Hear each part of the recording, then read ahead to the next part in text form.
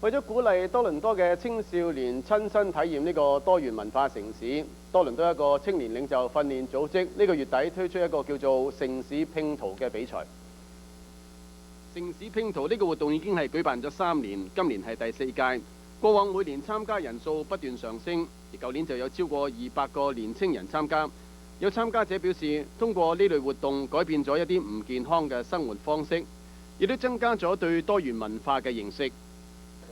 透過呢個活動咁一來啦，我哋個活動係會認識到唔同其他人啦。咁二來亦都鼓勵翻我哋跳出翻我哋個電腦房咯。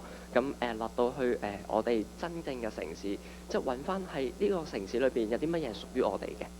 今年呢個活動亦都首次吸引咗印度裔社區嘅積極參與，成為跨越族裔文化嘅橋梁。The youth need to work together from different cultures to understand each other. Then we will appreciate and not criticize each other, because 90% of criticism comes from ignorance. 城市拼圖比賽由即日起開始報名，詳細情形可以去到佢哋嘅網頁 www.acrossuhub.com 嗰度查詢。